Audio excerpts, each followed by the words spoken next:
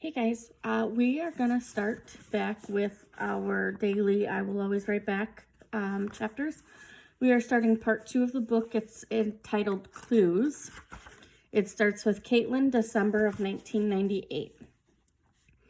I was surprised to get such a formal picture from Martin. All the pictures I had sent him of me with my friends were goofy by comparison.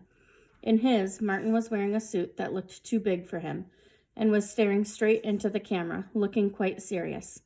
Still, I could see the sparkle in his eye and the hint of a smile on his lips.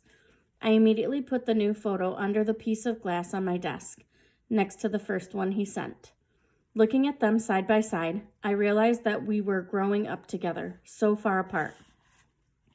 It was strange, because even though we had never met, Martin was the only person I felt I could be totally honest with. I never worried that he would judge or tease. On the contrary, I could tell Martin whatever was happening in my life, knowing he'd always take my side, no matter what, even over the silliest stuff. Like the time I saw Lauren hanging out with some older kids at the mall. I ran up to her and said, "Hey," and she literally turned her back to me and continued her conversation as if I wasn't there. I can still hear her say, as I was saying, while I was just standing there growing hot from humiliation.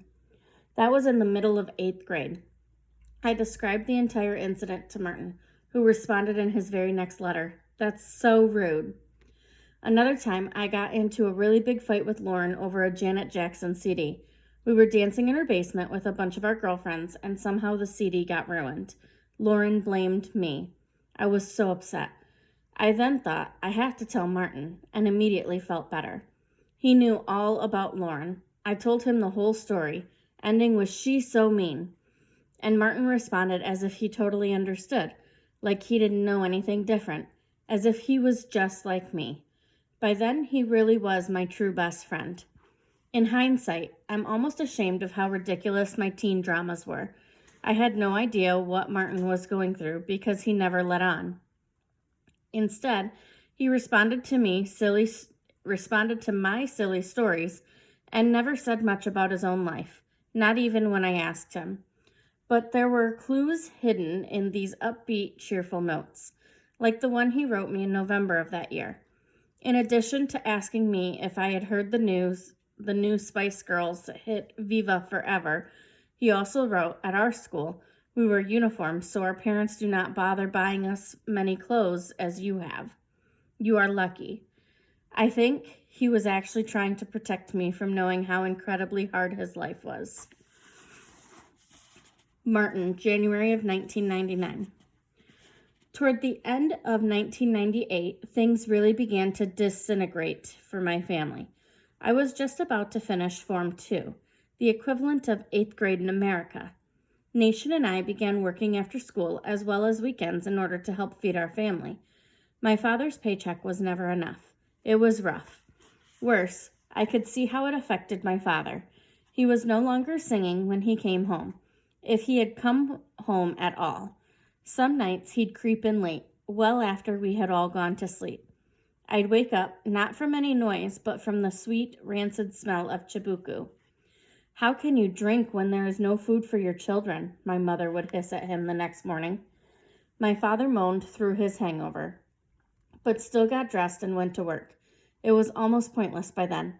His paycheck barely covered our rent.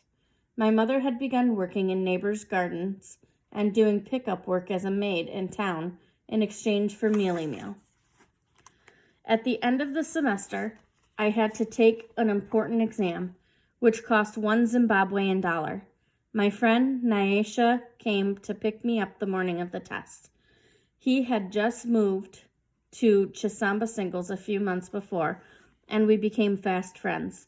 He was smart and funny. We liked to study together. The morning of the test, I asked my dad for the dollar. He turned to my mom and said, "Give Martin the money." She was irate. "Are you crazy?" she shouted. "I don't have any money." Naisha was waiting right outside.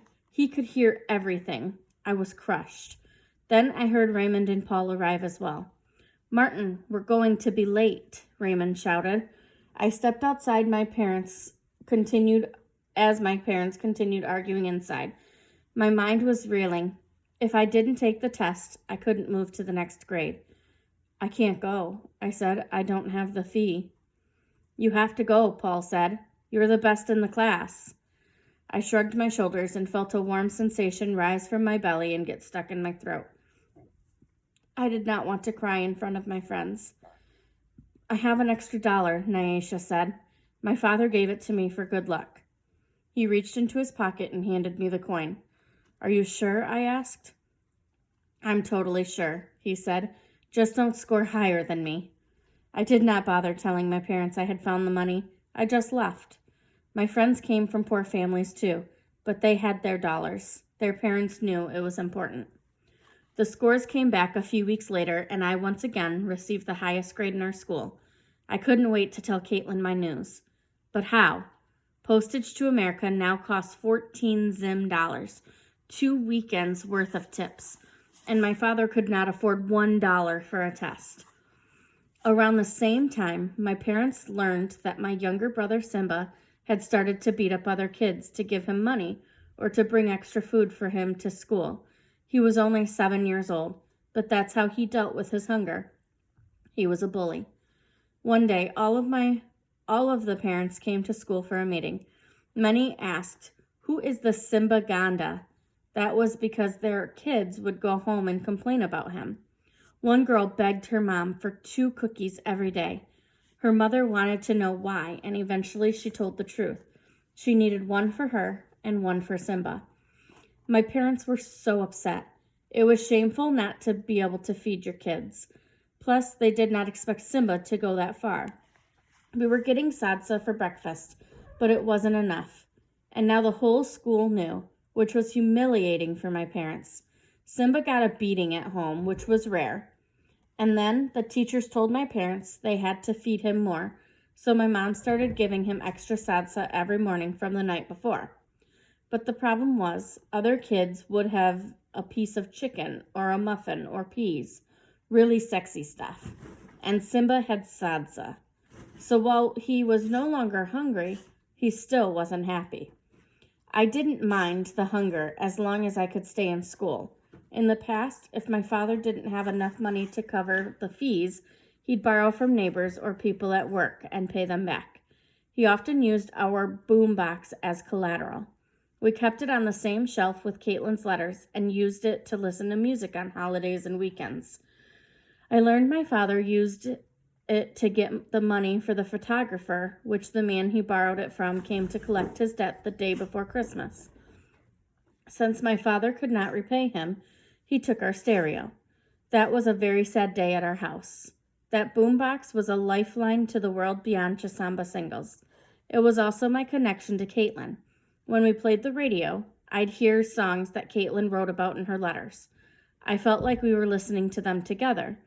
As the country became more troubled, my father stopped listening to music and singing. He was slowly just giving up. It was early January 1999 when I heard my parents fighting again right outside the house. It was in the middle of the night and I was lying on the floor beneath the thin blanket I shared with my brothers, pretending to sleep. Nation was on one side, Simba on the other, and though no one said a word, I knew they were both awake as well. I could feel the tension in their bodies, their hearts beating a bit more quickly than usual, but not as fast as mine.